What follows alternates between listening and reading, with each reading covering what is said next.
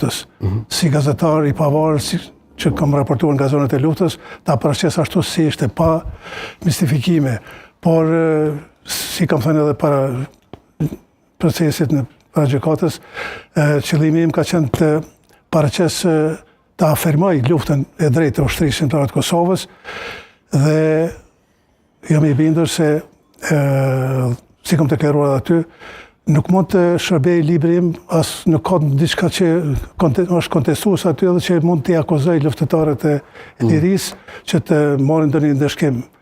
Por që libri e ka ndihmuar procesin përgjithësi edhe natyrisht çiltërsimin e veprës. Unë në ngjarjet që i kam shkruar ashtu si kam pa me syrin tim, ato kanë qenë pikpamjet e mia, edhe besoj se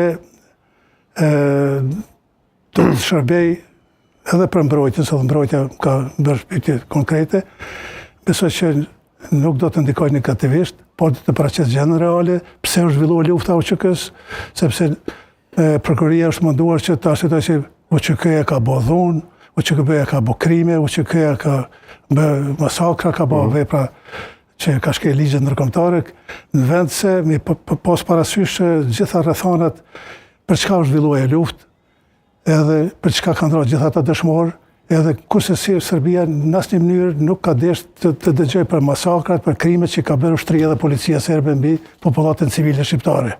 Unë e kam afruar prokurorisë xhirime konkrete për dëshmitarët e masakrave në bërë Kosovën, por ajo nuk i kam bërë parasysh ato fare. Edhe kom të isha të flasë, dhe mëgjërsisht aty, por nuk më është mundësuar kjo.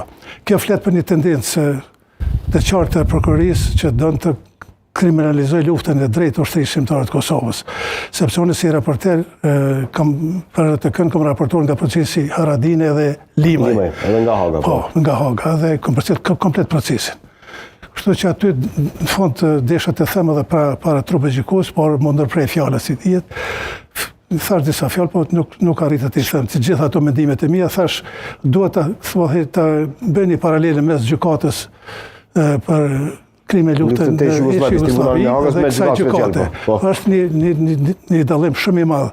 Qasja e kësaj gjykate, e prokurorisë së kësaj gjykate, është shumë tendencioze. Me çdo kusht, vetëm humbton pikat më të thjeshta, se në luftë, si tha Alili, mund të bën edhe gabime, edhe nuk mund të vlerësohet disa gabime të vogla të kriminalizohet lufta dhe të vlerësohet se ato i shkel drejtat janë për krimen mbi njerëzimin.